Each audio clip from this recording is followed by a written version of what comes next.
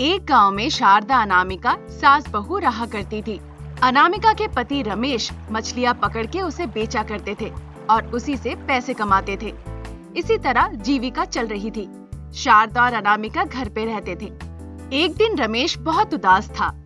क्या हुआ तुम्हें? इतने उदास क्यों हो? बहू से लड़ाई हुई है क्या तुम्हारी? हमारी तो लड़ाई नहीं हुई सासू माँ, कल से वो इस तरह से मुंह लटकाए हुए हैं। मैं कितनी बार पूछी पर वो नहीं बताए। देखो बेटा, अगर तुम्हें दिक्कत होगी तो हमें भी बुरा लगेगा। बताओ क्या तकलीफ है तुम्हें? बताओ बेटा क्या हुआ है? शारदा और अनामिका के इस तरह से पूछने पर रमेश अपनी दिल की बात खुल के बताता है। क्या बताऊं माँ, आजकल मेरी परिस्थिति बिल्कुल ठीक नहीं है। आजकल रविंद्र मेरे साथ प्रतियोगिता कर रहा है। वो ज्यादा से ज्यादा मछलियां पकड़ रहा है। उसका मछली पकड़ने का जाल बहुत उम्दा है, पर मेरा बहुत ही खराब और सस्ता क्वालिटी का है। इसलिए जो मछलियां मेरे जाल में फंसती भी है वो बाद में फिसल के निकल जाती है, और इस वजह से मछलियों के लिए दाने भी नहीं खरीद पा रहा हूँ माँ। हर दिन लोग मुझे देखकर हंस रहे हैं। मुझे बहुत दुख हो रहा है। बस यही बात थी? हमें लगा पता नहीं तुम्हें क्या हो गया, बस इस वजह से तुम दुखी थे। क्यों? जिंदगी में कभी भी अपने दुख की वजह से अपने परिवार को रुलाना नहीं चाहिए। इस तरह से छोटी छोटी बात पर दुखी होना बहुत बड़ी गलती है, समझे? अगर आप अपनी तकलीफ के बारे में कहेंगे तो आपका मन भी हल्का होगा ना, आप खुश होंगे ना। मैंने पढ़ाई लिखाई की है ना, मेरे पास काफी दिमाग है। एक बार मैंने एक वीडियो में देखा था कैसे आसानी से मछलियां पकड़ी जा सकती है। हम भी उसी तरकीब से बिना किसी कष्ट के मछलियां पकड़ेंगे।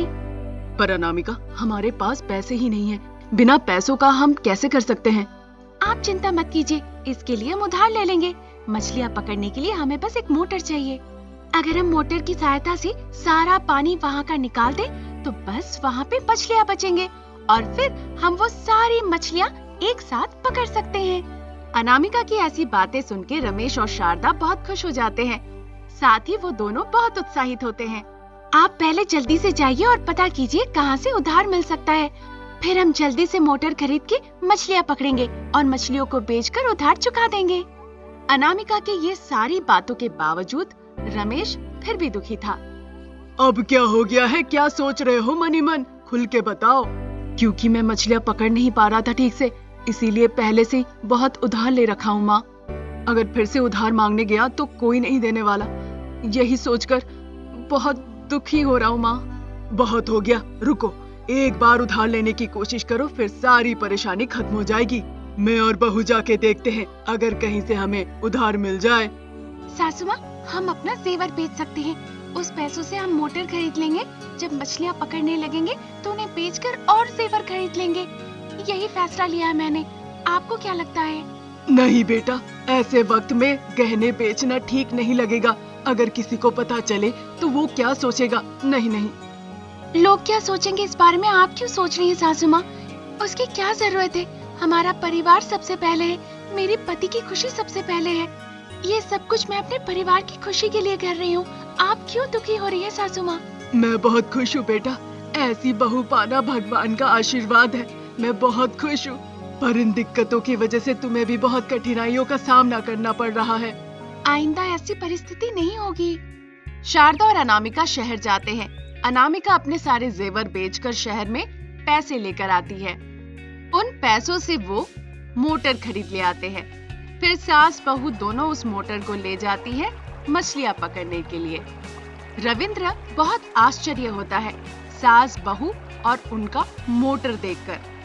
फिर सास बहू मिलके उस मोटर को फिक्स करते हैं और सारा पानी वहां से निकाल लेते हैं। सारी मछलियां नीचे इकट्ठा हो जाती हैं। उन मछलियों को देखकर सास बहू बहुत उत्साहित होते हैं। ऐसा तक कि रमेश भी बहुत खुश होता है। अरे बाप रे, इतनी मछलियाँ! हम कितने भाग्यवान हैं। हाँ सासू माँ, अब हमें पीछे मुड़ के देखने की जरूरत नहीं है। और उससे भी बड़ी बात, रविंद्र से ज्यादा मछलियाँ बेचेंगे। बस आप देखते रहिए।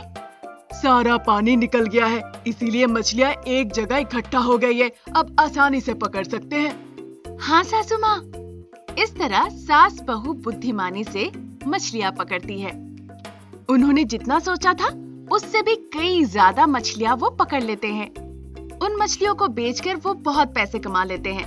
क्योंकि रमेश अपनी माँ और पत्नी को सहायता कर रहा था, इसीलिए उनकी कमाई में और ज्यादा बढ़ोतरी होती है।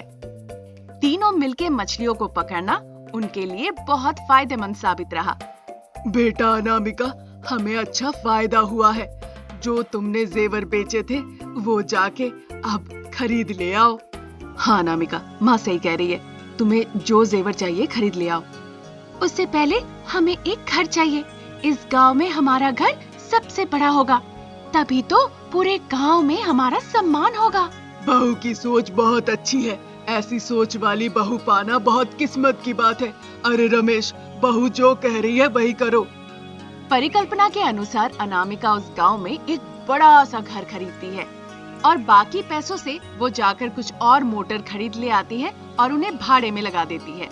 उससे भी वो काफी ज्यादा मुनाफा कमाती है। कुछ मोटर वो खुद अपने पास रखते थे जिनसे मछलियां पकड़ा करते थे। इस तरह सास बहू देखते ही देखते करोड़पति बन जाते हैं। जो रविंद्र कभी रमेश के साथ प्रतियोगिता किया करता था, आज वो रमेश के नीचे ही काम करने लगता है। कई लोगों को रोजी रोटी देकर रमेश बहुत खुश होता है। रमेश को खुश देखकर शारदा और अनामिका भी बहुत खुश होते हैं और इस तरह उनका परिवार खुशी खुशी जीवन व्यतीत करने लगता है। रामचंद्रपुर गांव में शारदा नाम की एक सासू माँ रहती थी। वो अपनी बहू अनामिका को हर बात के लिए हमेशा डांटती रहती थी। वो हमेशा अनामिका से लड़ना चाहती थी। अनामिका के 2 छोटे बच्चे थे, पर शारदा उन बच्चों की परवाह नहीं करती थी। वो चाहती थी अपनी भतीजी से अपने बेटे रमेश की दोबारा शादी कराना। क्योंकि रमेश ने अपने पसंद से अनामिका को शादी करके घर ले आया था, इसीलिए शारदा अनामिका से नफरत करती थी कि उसके बेटे ने उसकी बात नहीं मानी। इसीलिए वो अपनी बहू से छुटकारा पाना चाहती थी और अपनी भतीजी से शादी करवाना चाहती थी। इसीलिए शारदा ने सोच लिया अपनी बहू को परेशान करने का। तभी एक दिन शारदा कहती है, सूरज सर पे चढ़ गया है, अभी तक घर का काम नहीं हुआ है। कितनी बार कहनी पड़ेगी कि तुम्हें अकल ही नहीं है, बस अपनी चर्बी बढ़ा रही हो।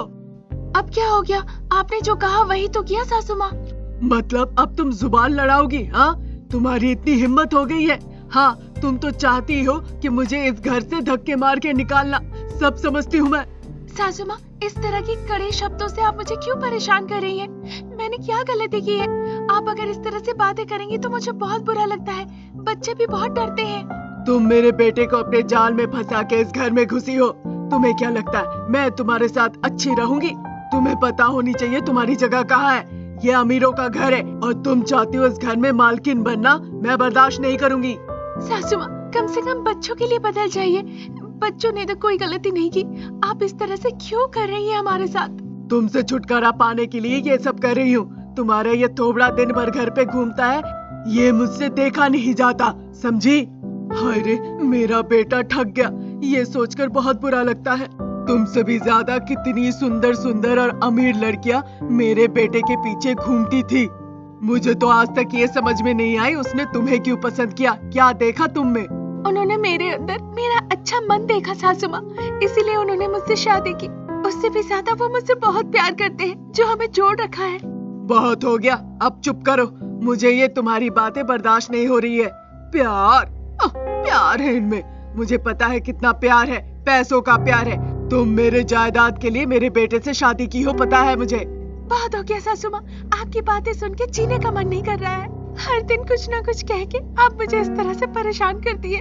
ठीक है, अगर आप मुझे अपनी बहू के तौर पे नहीं मानती है, कम से कम इन बच्चों को तो अपने बेटे का ही समझे। ऐसा कहकर अनामिका रोते रोते वहाँ से चली जाती है। बच्चे छोटे थे, इसीलिए वो अपनी माँ को रोते देख वो भी रोने लगते हैं।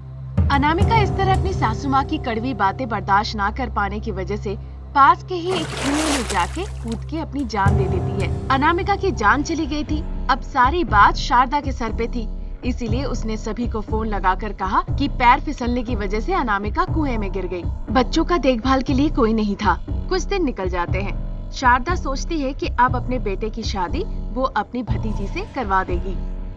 फिर उसके भी बच्चे होते हैं।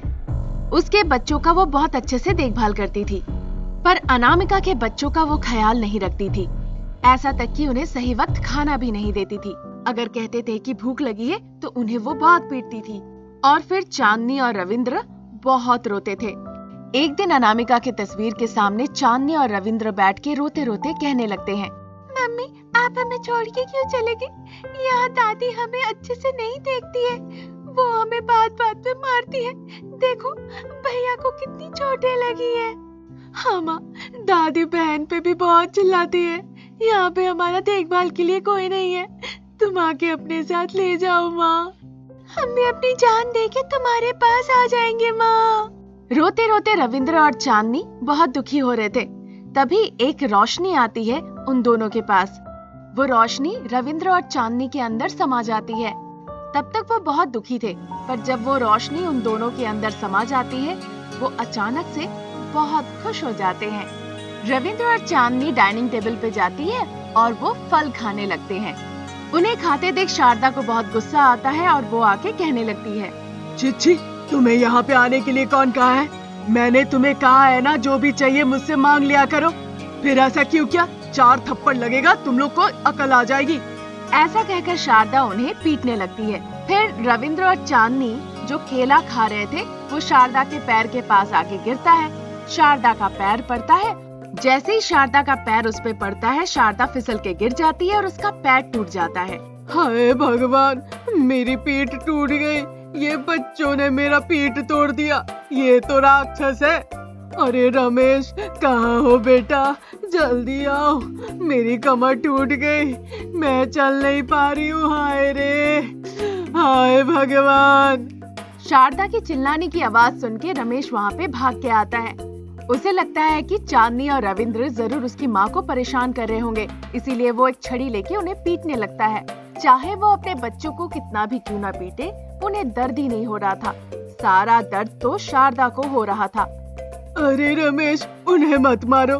तुम बच्चों को जितना मार रहे हो, उतना दर्द तो मुझे हो रहा है। इनको तो कुछ नहीं हो रहा है। अब मैं बर्दाश्त नहीं कर पा रही हूँ।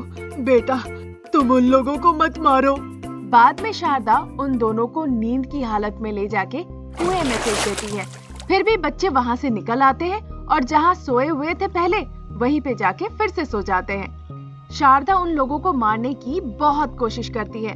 उन्हें मारने के लिए वो तरह तरह के रास्ते अपनाती है, पर कुछ नहीं होता उनके साथ। वो बस सोते ही रहते हैं। शारदा समझ जाती है कि अब वो कुछ भी नहीं कर सकती। ये बच्चे अब मायावी हो चुके हैं। उस रात अनामिका की आत्मा शारदा के सामने आके खड़ी हो जाती है। आपने मुझे बहुत परेशान किया था, अब आप मेरे बच्चों को परेशान करेंगे तो मुझे बहुत बुरा लगेगा।